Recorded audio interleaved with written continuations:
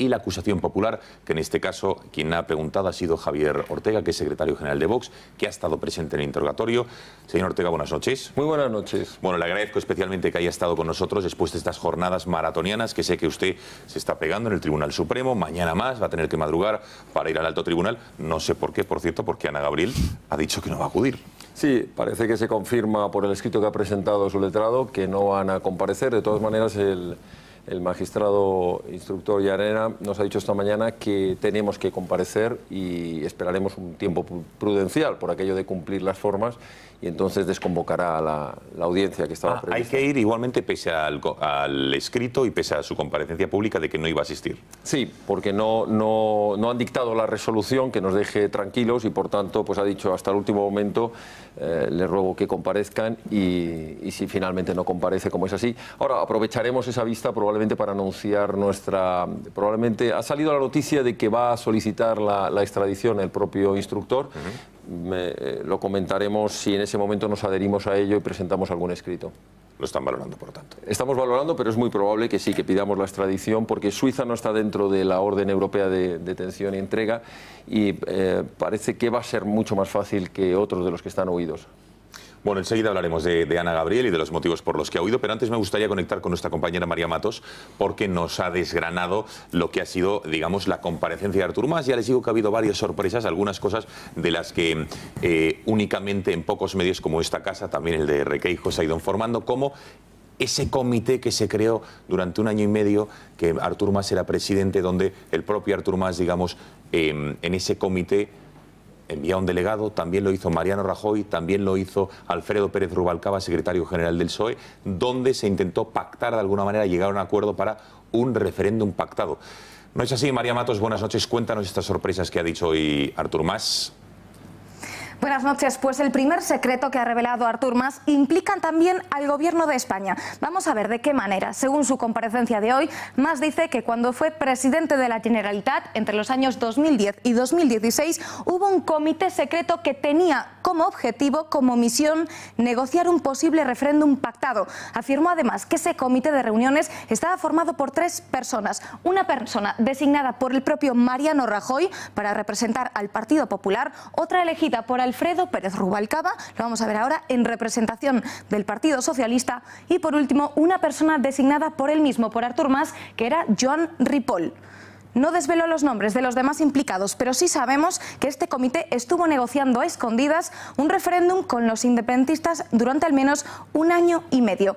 ¿Qué más ha reconocido también Artur Mas? Pues dice que en esas reuniones, a las que él llama parte del comité estratégico, él siempre decía que si no se lograba un referéndum pactado, pues que entonces lo que haría sería ir a un delito de desobediencia, es decir, incurrir en algo que sabía que era un hecho delictivo, un hecho ilegal. De hecho, tenemos exactamente las declaraciones que decía ante el juez y dice: yo asumí ese delito y yo lo llevé adelante por el 9 de noviembre. Y el tercer secreto que vamos a ver ahora, que ha desvelado Artur Mas durante esa comparecencia ante el juez Llarena, se produjo mientras la acusación popular ejercida por Vox le estaba haciendo preguntas a Artur Mas sobre varias reuniones a las que había asistido y también le preguntaba sobre las personas que estaban en esas reuniones. Artur Mas fue confirmando poco a poco la existencia de esas reuniones sin darse cuenta de que en realidad lo que estaba confirmando eran una por una las reuniones anotadas en el documento Enfocats, el que la Guardia Civil recursó en la casa de Josep Maria Jové, por lo que confirma la veracidad de ese documento del Enfocats. En cuanto a Neus Lloveras, lo más destacable de su declaración fue cuando le preguntaron por qué había recomendado votar en el referéndum ilegal a más de 800 ayuntamientos si sabía que estaba suspendido por el Tribunal Constitucional. Pues su respuesta fue que no era ilegal porque estaba reconocido por varios tratados internacionales como un derecho a decidir. Pero cuando le pidieron que nombrase alguno de esos tratados, pues inmediatamente se quedó en evidencia diciendo que ella no recordaba ninguno. Ahora lo vamos a ver. No me acuerdo.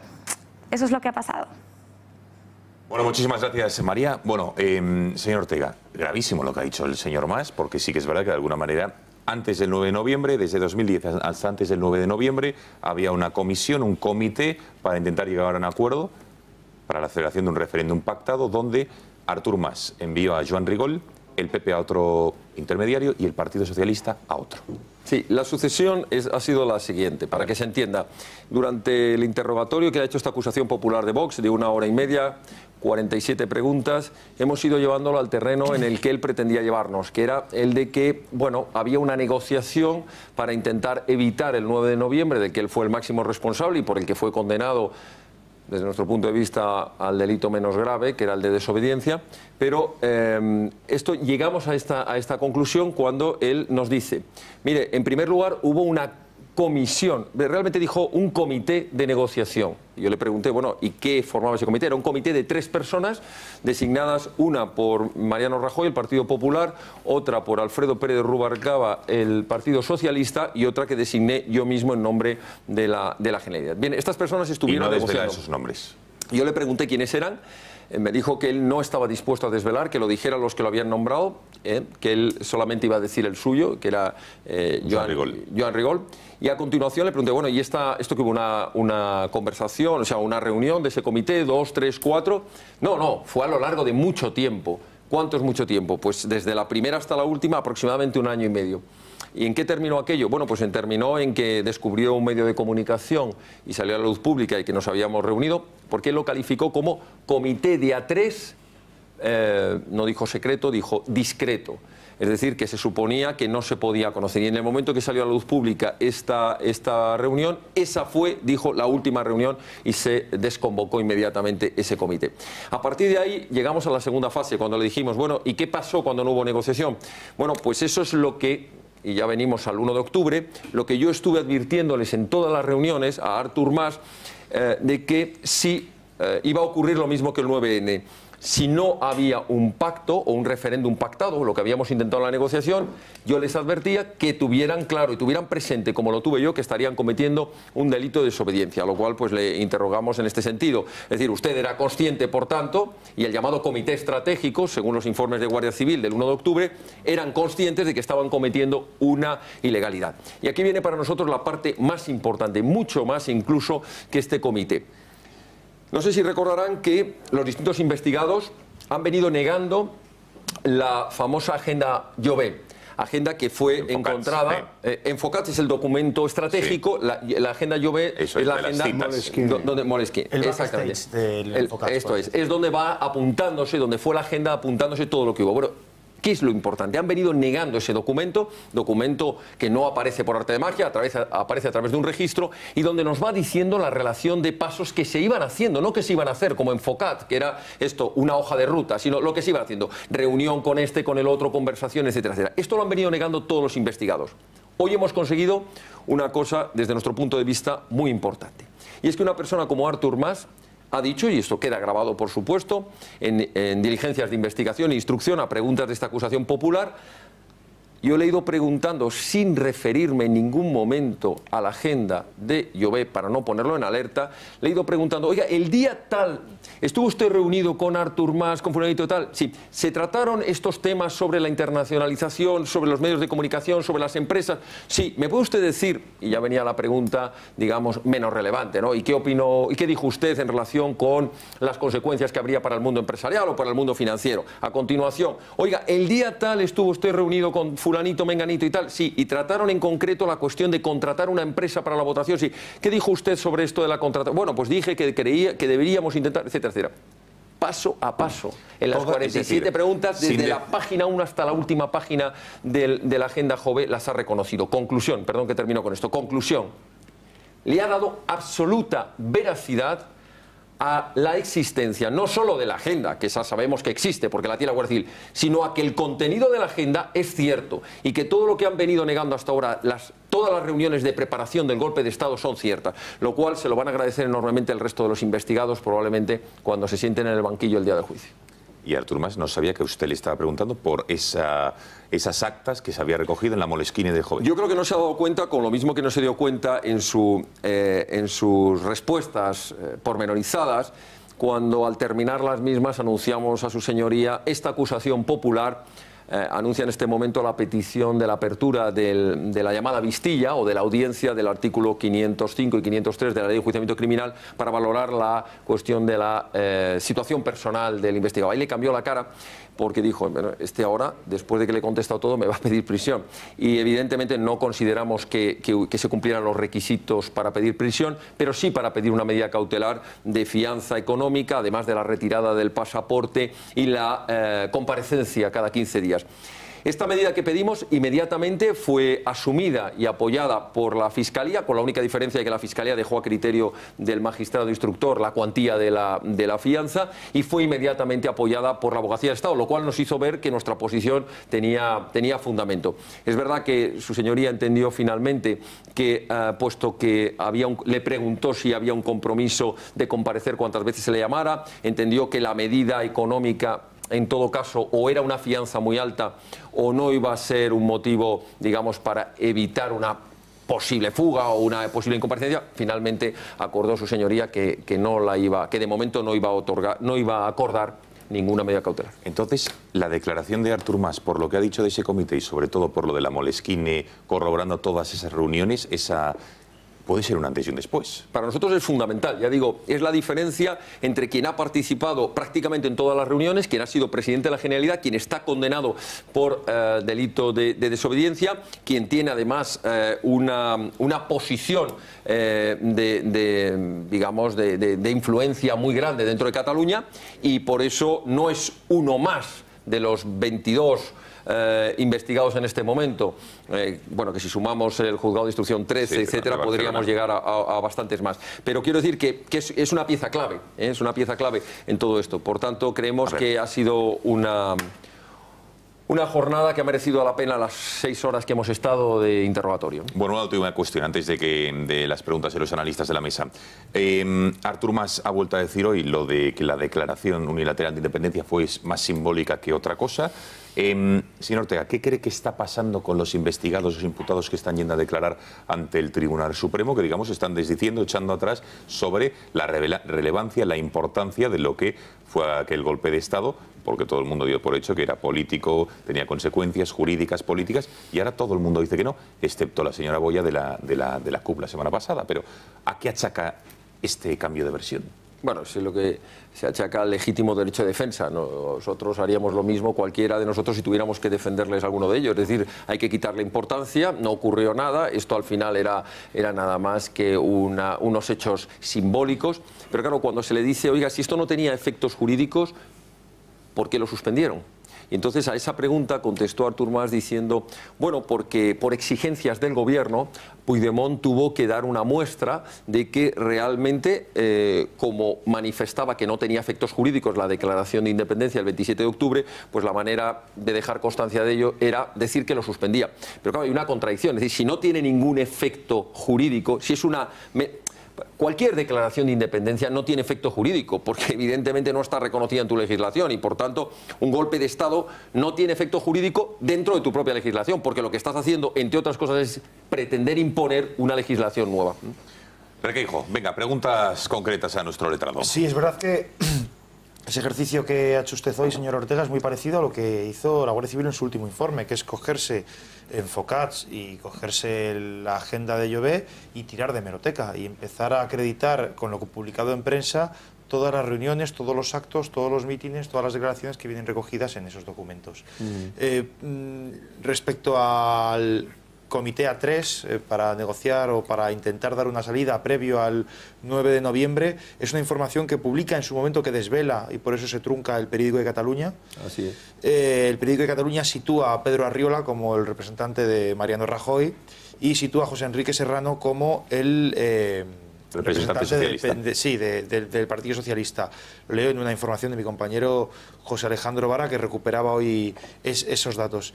Yo sí quería preguntarle, señor Ortega, ha dicho al principio de su intervención que una extradición sería algo más, no sé si ha dicho sencillo, más viable para lograr la detención y que se ponga a disposición de la justicia a la señorita Ana Gabriel. Quería preguntarle si puede desarrollar esa teoría para los que no somos muy expertos en materia de legislación internacional. Si he dicho sencillo, lo retiro, porque no hay nada sencillo en una extradición, sobre todo cuando ya está preparado, porque inmediatamente que se pida la extradición, la fugada Ana Gabriel va a pedir inmediatamente el asilo político.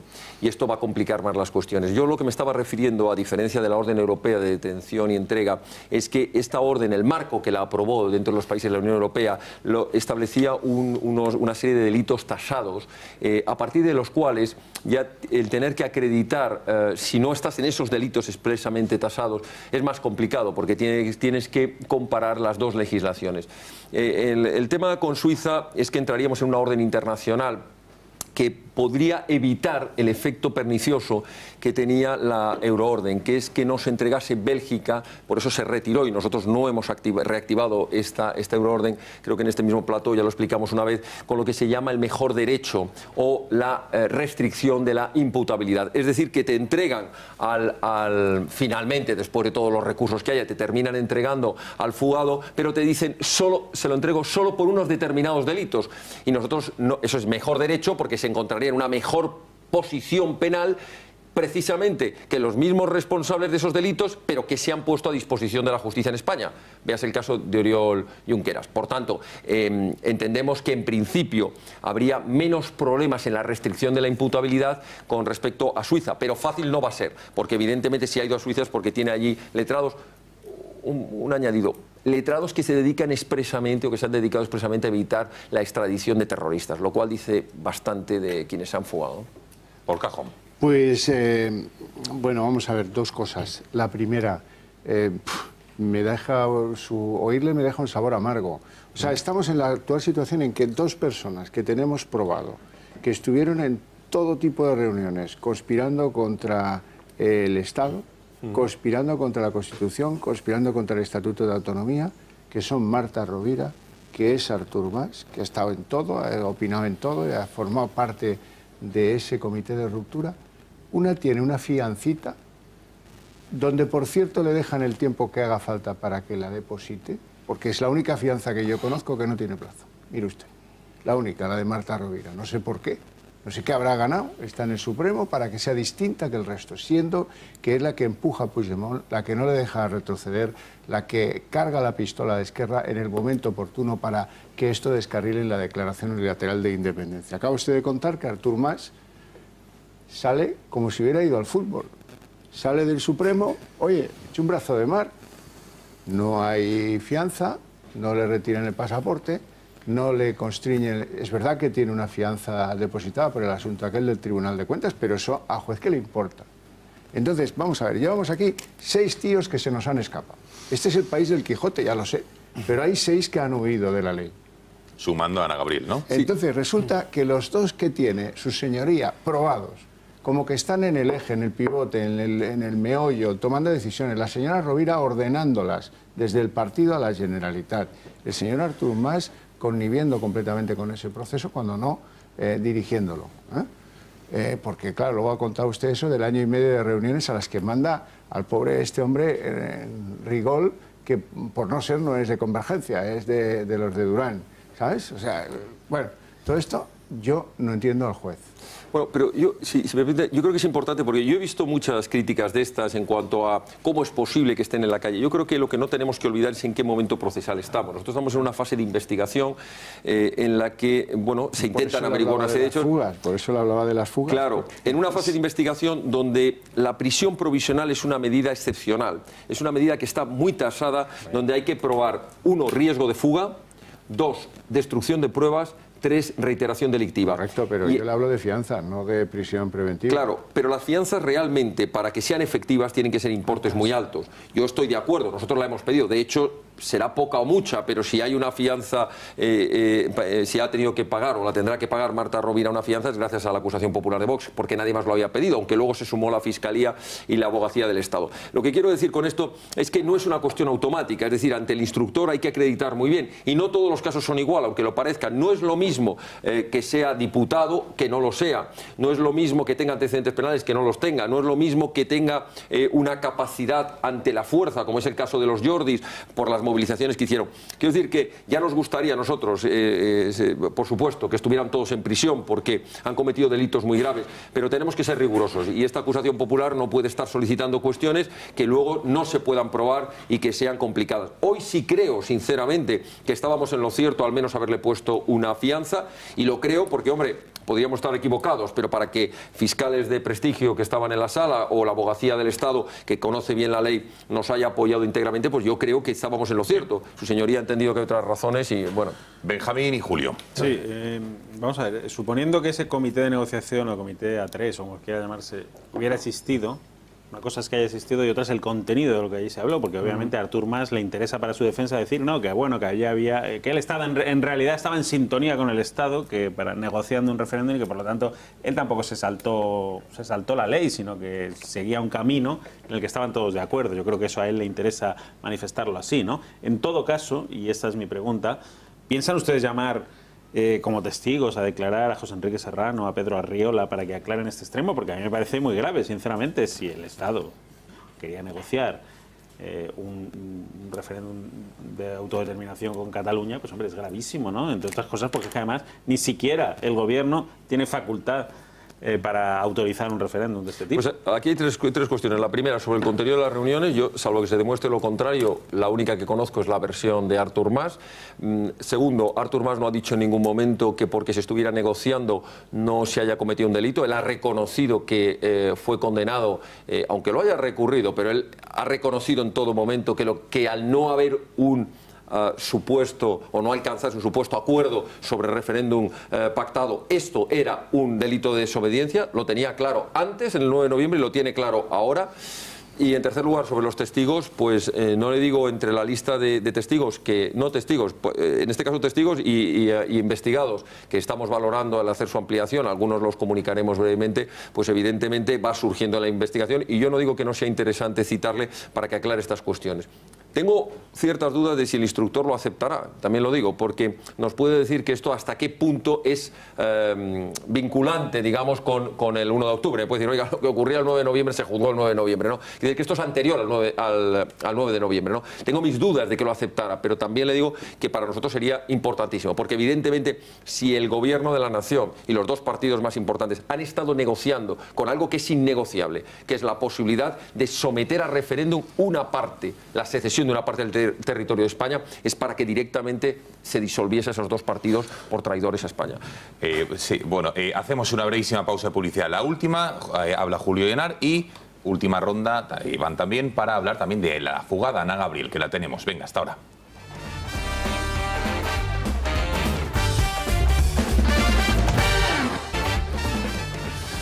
Bueno, venga, más preguntas. Al letrado, insisto, al abogado de la acusación popular que hoy ha estado presente en el interrogatorio de Artur Mas, preguntándole, vamos a saber más de lo que ha dicho. Venga, Julio, cuestiones. Es decir, a mí no me preocupa tanto lo del tema del comité A3, dentro de lo que cabe, porque creo que los gobiernos en un momento dado, con las comunidades autónomas y con personas que te están dando pistas de que se van a saltar la ley, tienes que intentar negociar que esa ley no se la salten.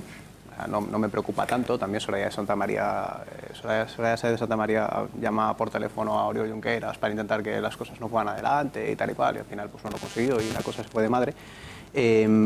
Lo que sí que me gustaría es aclararnos, sobre todo pues, para los que están en casa y tal, ¿cuál es la situación en la que se encuentran después de todas estas 47 preguntas que le han respondido y que marcan claramente que había una organización y había una hoja de ruta y se estaba cumpliendo y efectivamente había una programación de ese golpe de Estado? ¿En qué situación quedan todas estas personas con las declaraciones que han hecho previamente, que parecía que esto había sido una especie de generación espontánea? Bueno, desde que en febrero del año pasado interpusimos la primera querella en este asunto ante el Juzgado de Instrucción número 13, nosotros marcamos una línea que era la que creíamos que se deducía de la información que teníamos en ese momento, y se basa en dos cuestiones. Una, que no nos encontrábamos ante hechos aislados de distintas personas, sino ante una organización delictiva, que nos encontrábamos ante una organización con una hoja de ruta perfectamente trazada. En aquel momento desconocíamos la existencia de Enfocat y de la agenda de Jové. Y por tanto, que nos encontrábamos ante una organización en la que cada uno asumía un determinado papel, donde no todos, es verdad, que tenían la misma importancia, desconocíamos que había un comité estratégico, un comité ejecutivo, pero es que todo esto, a raíz de este año y pico de investigación, se ha ido corroborando. Nosotros lo que vemos es que según avanza la instrucción, el puzzle van encajando las piezas. Y además nos alegra que en las primeras querellas que interpuso después de la nuestra la Fiscalía y las primeras resoluciones tanto de la jueza Lamela en la Audiencia Nacional, que fue la primera en hablar de la hoja de ruta, en recoger ese concepto, nuestra sorpresa fue cuando la sala de apelaciones, que ha sido la confirmación, la sala de apelaciones en los primeros recursos del Tribunal Supremo, confirmó en sus primeras resoluciones en recursos que había planteado Oriol Junqueras y Font, confirma precisamente que hay un entramado, que hay una organización delictiva que tiene como fin el golpe de Estado. Y esto es fundamental de cara al enjuiciamiento que se haga en su día para poder acreditar precisamente ese delito de rebelión que tiene penas aparejadas de hasta 28 años. ¿Qué tiempos manejamos, Javier, para el fin de la instrucción, la apertura del juicio oral y la sentencia última? Pues ¿2018 todo? Si nos atenemos a lo que nos van diciendo los funcionarios, la propia secretaria, de cuál es la intencionalidad del instructor, es tener la instrucción cerrada en los próximos 4 meses y estar dentro del 2018 hablando ya del juicio. Nosotros lo creemos bastante complicado, a raíz de que cada vez que llega un informe de Guardia Civil se abren nuevas piezas de investigación. Pero bueno, en fin, por ejemplo, ahora hay una prueba que se acaba de acordar en el Juzgado de Instrucción 13 y que va a dar muchísimo juego, que es el levantamiento de todos los correos electrónicos de los investigados desde marzo del 2017 hasta octubre. Esto es una cantidad de información y además ellos, por la cantidad de recursos que han puesto, evidentemente se han puesto nerviosos porque saben que en todos esos correos electrónicos han alegado, bueno, vulneraciones de todos los derechos habidos y por haber, pero en esos correos electrónicos estamos convencidos que va a salir muchísima información. ¿Qué ocurre? Que cada vez que sale información abres más la vía de investigados, etcétera. Pero confío que a lo largo del 2018 al menos la instrucción esté terminada, no sé si el enjuiciamiento. Iván. Bueno, pues yo de la misma manera que he felicitado a la sociedad civil catalana, quiero felicitar al equipo jurídico de Vox, a Javier, a Pedro Fernández, a Juan Cremades también desde Barcelona del 13, pero a la vez que los felicito, me causa un cierto estupor que tenga que ser un partido político, en este caso un partido que está a punto de conseguir representación parlamentaria, el que inicie estas investigaciones. Me causa estupor que el Estado no ponga todos sus recursos al servicio de esta causa. Me causa estupor que tenga que ser, en este caso, un equipo de abogados que lo hagan de manera altruista. Y me causa temor pensar qué hubiera pasado si no se hubiera iniciado aquí. Es decir, ¿cómo es posible que el Estado, y con todos sus instrumentos, no sea el que esté liderando esta causa? ¿Cómo es posible que todos esos partidos representados en el Parlamento de Cataluña, que han tenido acceso a mucha más información, o por lo menos que han sido testigos presenciales de cosas que han pasado ahí, no hayan sido capaces de iniciar estos procedimientos? ¿Cómo es posible que todos los recursos de Estado no se hayan puesto para frenar en su momento y después para encausar todas las acciones que han sucedido? ¿Y cómo es posible, por último, a mí una cosa me parece gravísima, Julio decía que no tan grave, que el asesor áulico de Rajoy y el jefe de gabinete de ZP, es decir, un gran representante del PP y uno grande del PSOE, de una enorme importancia, estén conspirando con los separatistas catalanes para ver cómo organizan un referéndum ilegal? Es que a mí me deja atónito. No sabemos el contenido. Me deja atónito.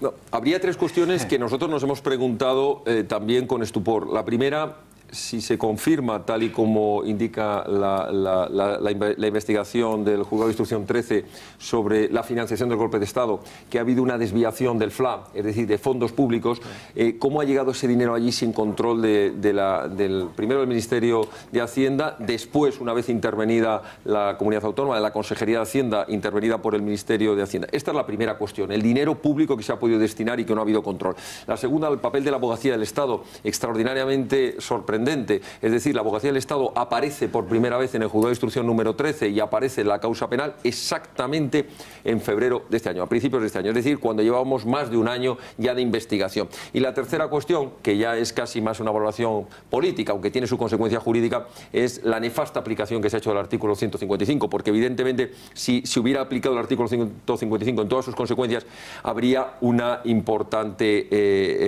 se habría, digamos, controlado muchísimo más esta situación. información. Por ejemplo, hay una cuestión que nos preocupa. El Juzgado de Instrucción 13 está pidiendo la información a la Consejería de Hacienda y la Consejería de Hacienda, a pesar de estar aplicado el 155, pues no estaba entregando toda la información que se le estaba pidiendo. Y el magistrado ya al tercer requerimiento ha tenido que ir directamente al Ministerio de Hacienda para decirle, oiga, son ustedes los que controlan esta consejería, entréguenos la información. En fin, ciertamente hay cosas sorprendentes en todo esto. Nos hemos pasado 5 minutos de la medianoche, disculpen el retraso, pero bueno, en cualquier caso, Javier Ortega, de verdad, muchísimas gracias por haber estado aquí después de estas jornadas maratonianas. Mañana más en el Tribunal Supremo, así que gracias por el esfuerzo. Gracias.